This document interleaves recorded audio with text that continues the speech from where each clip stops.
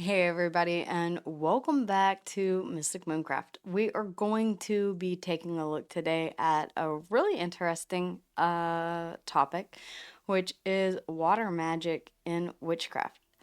Uh, Today we're immersing ourselves into the fluid, transformative world of water magic. Water in all its forms is a powerful element in witchcraft, representing emotion, intuition, healing, and purification. In this video, we're going to explore how to connect with water deities, both well known and from indigenous traditions, discuss the various types of water you can use in your practices, and learn simple rituals to harness water's potent energy. We'll also touch upon some of the grounding and centering techniques to help you connect more deeply with this element. So let's dive in.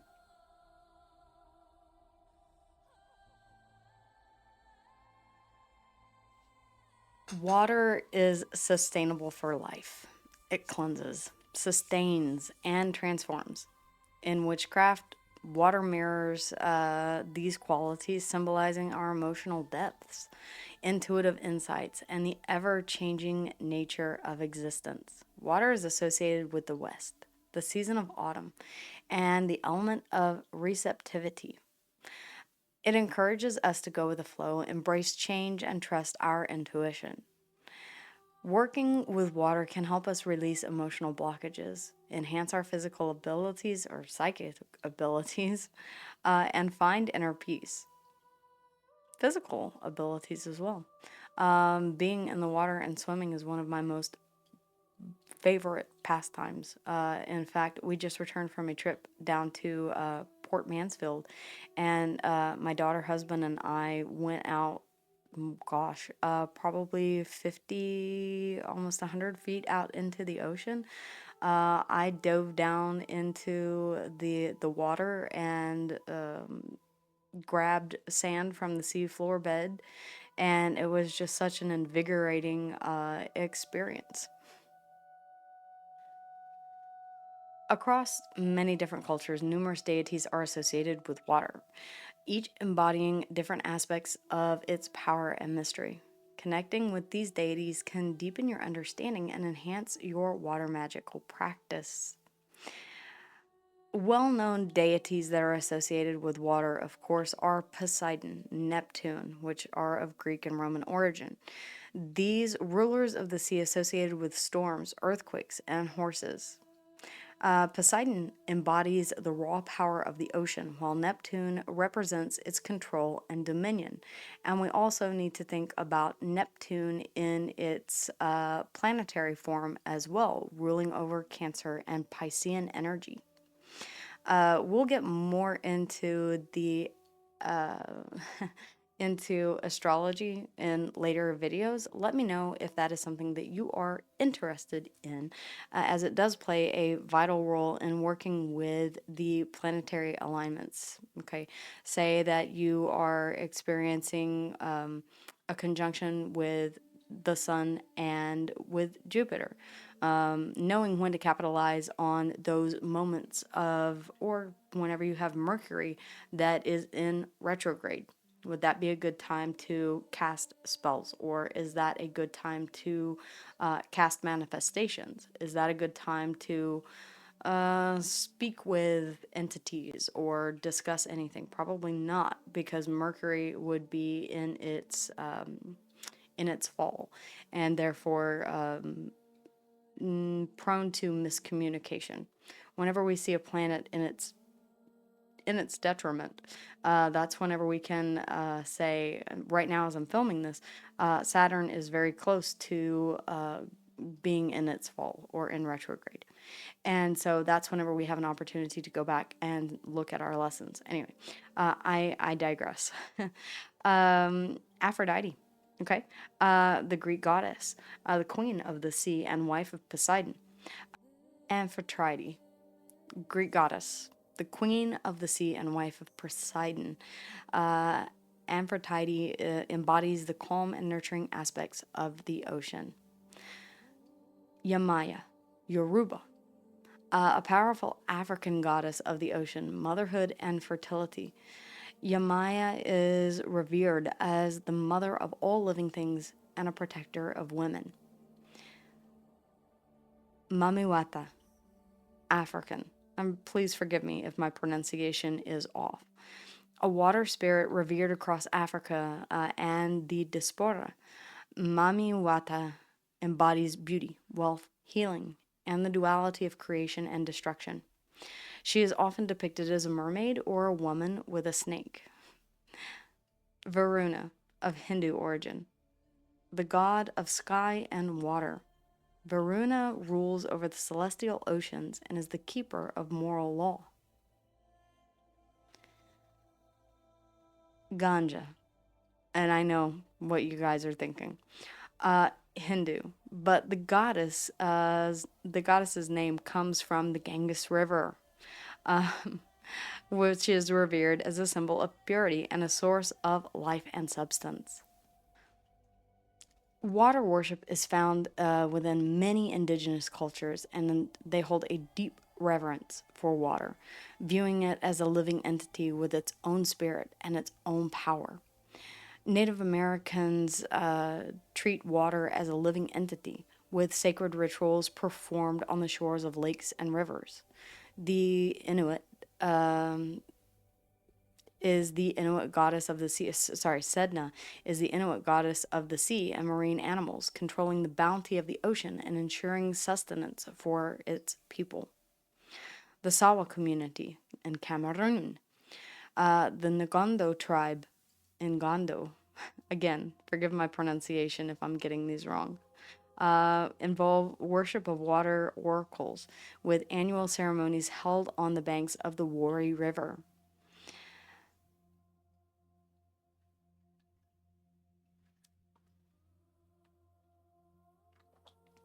There are different types of water that carry unique energies and can be used for specific purposes in your practice. And this is not an all inclusive list. So, again, as with everything, deities, entities, do your own research. If you find these videos are meant to inspire or to spur curiosity into something that you would like to look further or deeper into. This is not an all-inclusive list, which is to say that if this has spurred your interest and you do find this intriguing, then by all means, I encourage you to look at other sources, to do your own research.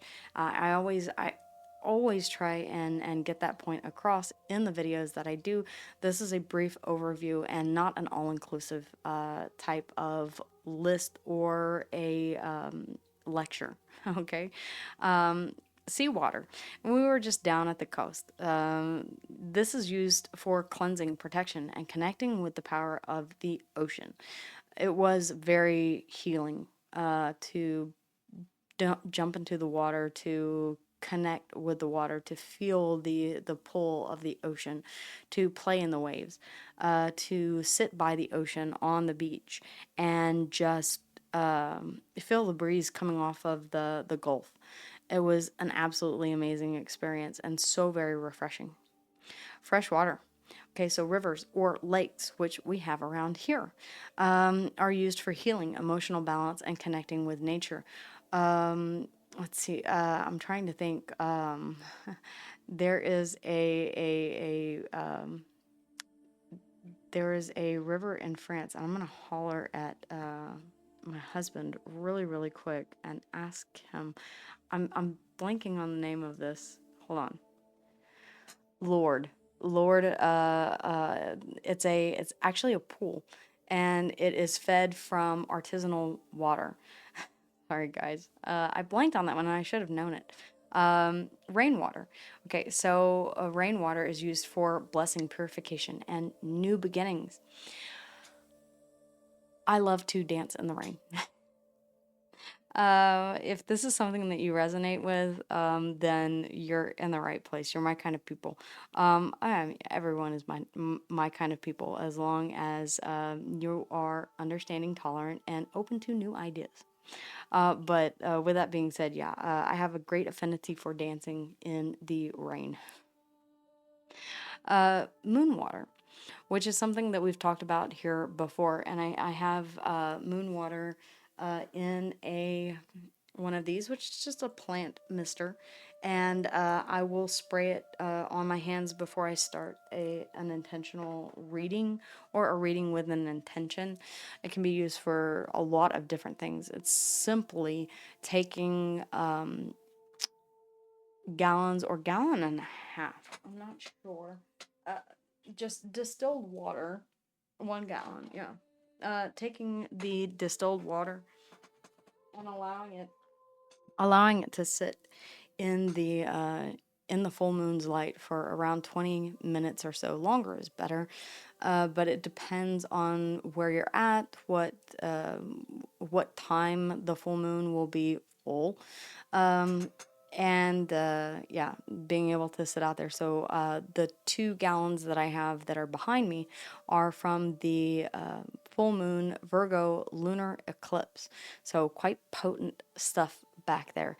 And moon water can be charged under the moonlight, used for intuition, psychic work, and feminine energy. It has a lot of other properties as well. So sun water, charged with sunlight, used for vitality, energy, and masculine energy. So we're talking the yin and the yang here, the anima and the animus. So as the moon is more associated with femininity, think the feminine cycle of 28 days.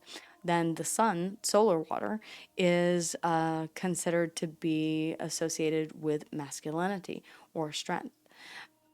Storm water, collected during a storm, used for powerful transformation and releasing pent-up emotions. And this is interesting because I will have to do this, especially whenever we get another hurricane. We were in Tropical Storm Barry, but I did not think to collect any storm water. I will make sure to do that the next time that we have a large storm come through. Okay, holy water. Yeah, blessed with intention, used for purification, consecration, and spiritual cleansing. So we see water magic being used across the board, not just in witchcraft, but in organized religion as well. That's an important thing to keep to keep in mind. Okay, you'll see a lot of things that interweave that are, in some ways, tried to be made separate, but really honestly, water is one of those things that is universally used across all religions, across all continents, across the entire globe. It's one of the things that unites us. We all need water to survive. We are made of 75% of it. And with that in mind, it can be used in very, very, very, very potent ways. Snow water uses use for purification, of course, peace, serenity, pause, reflection, healing, and beauty. Before working with water magic and really any type of magical practice, it's essential to ground and center yourself, to connect with the element and stabilize your energy. This I would definitely suggest being done around a body of water. If you don't have a body of water, you can do this in your bathtub. I'm going to talk about that here in just a minute. Oh, actually, there we go. I did put it on the list. So we have water meditation. Yeah, sitting by a body of water and visualizing yourself being surrounded by the water. Focus on the sound and sensation of the water if you're unable to visualize. And I know some people have difficulty in visualizing. I used to be one of those people, but with practice, solid practice, I have now been able to visualize things quite well. Allow it to calm your mind and your emotions, simply breathing in through your nose and then out through your mouth. Water cleansing. Wash your hands or face with water, visualizing any negative energy being washed away. And I'll go one step further and add what it is that I do and my daughter does, and my husband as well. So we will put salt in the bath and take a saltwater bath to release any impurities, to do purification on the new moon and the full moon. Kind of a reset. And then we also use incense or things like that to complete the process. So kind of an energetic reset, restart. Ocean breathing. Oh yeah. Did a fair amount of this whenever we were down at the coast, and it was amazing. Um, Imagine yourself at the ocean, or better yet, if you have access to the ocean, go there. Sit and with each inhale, bring in the vastness. And with each exhale, release any tension. I will tell you, just sitting there, being able to sit on the shoreline and breathe in and out. And I'll try and include some clips from that trip here in the video as well. It was a fantastic experience. Highly recommend. And if you don't have access to the ocean, then having something like this. Or if you don't have access to water, all right? If you're in a very arid, dry area where you don't have access to water, water features such as this can help to bring that element into your space. I typically do have fire, air, obviously, water, and then earth. Okay, in my sphere here, and work with those elements because those are vital. The four elements, and of course, spirit or whatever deity that you are working with.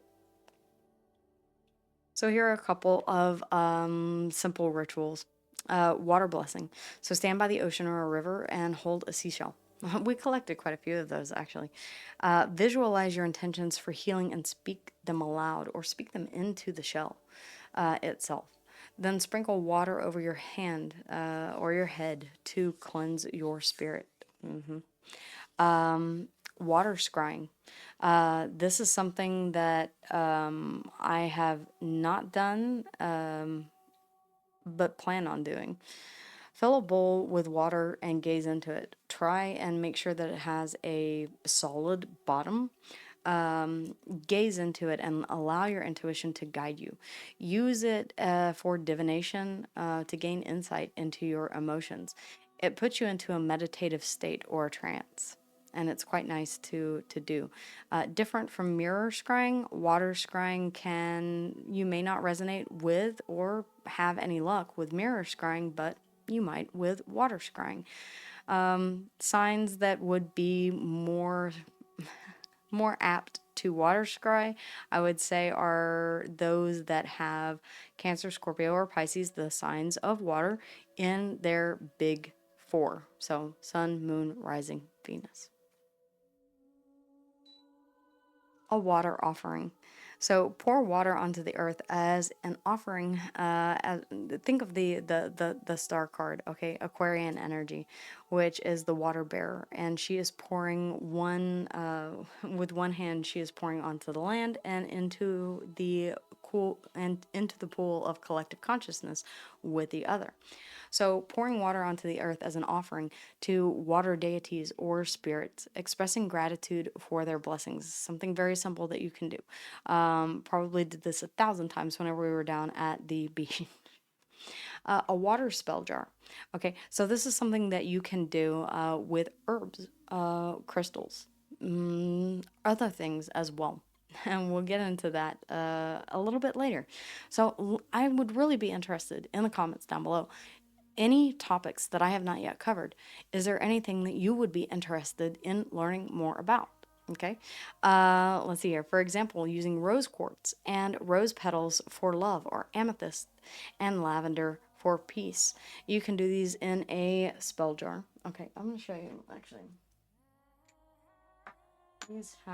These have all been cleansed. So these spell jars are relatively inexpensive and can be bought on Amazon. I probably talked about this in a previous video, but yes, putting moon water or seawater or whatever kind of water that you would like, crystals in here as well. And then I keep, let me see, I actually have over here.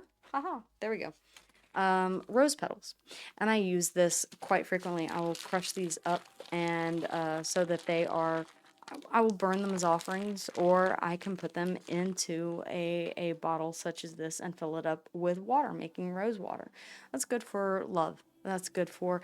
And I always stress with love spells, guys. I mean, you hear that it's not necessarily the best idea. I concur with one great exception. Okay, self love. When you ask for love or the ability to pour love into your own body, your own vessel, your own being, okay, that is never a bad thing. Um, Compassion, love. We can all use a bit more self love sometimes, right? Okay. So, and then of course you would seal this with a wax, with a wax sealant. If you were using love, then I would do something red or pink, depending on what kind of. And this is, I need to get more of these, but this is sealing wax, right? And you want to make sure that the jar is completely sealed. So almost 2 full sticks of sealing wax I will use on a jar, depending.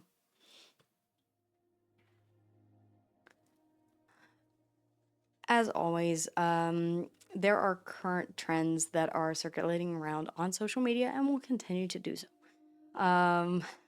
Use discretion when doing these. If it does not feel right to you, do not do that. And I should have made this blanket statement in every single video, because there is so many viral spells that have extreme ramifications.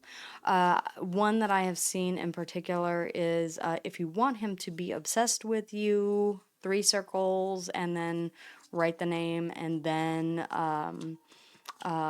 burn it, or whatever the case may be, chanting their name aloud. Be careful with some of those things. If you're not, know your limitations. If you're not at that point in your practice yet, that may not be something that you necessarily want to undertake. I just want to put that out there. Okay, so not everything that you see online or that you scroll past on social media is up for grabs. Do your own research, do some background research, read some books about it, look at other videos on YouTube from reputable sources, and see whether or not they have a different take, because every practitioner is going to have their different take depending on what style of the craft they are utilizing themselves. All right, I would love to know your thoughts on that down below as well. How do you use water, or if you use water in your magical workings, how do you use it and use it effectively? That would be something that I would be really, really interested in. Water magic offers a profound way to connect with your emotions, intuition. I mean, think of every cup that you see in the tarot. If you are into the tarot, think of every cup that you see in the tarot. Of course, I'm not going to find a cup. Da, da, da, da, da, da, da. 3 of Cups. There we go. Okay. So joy, frivolity.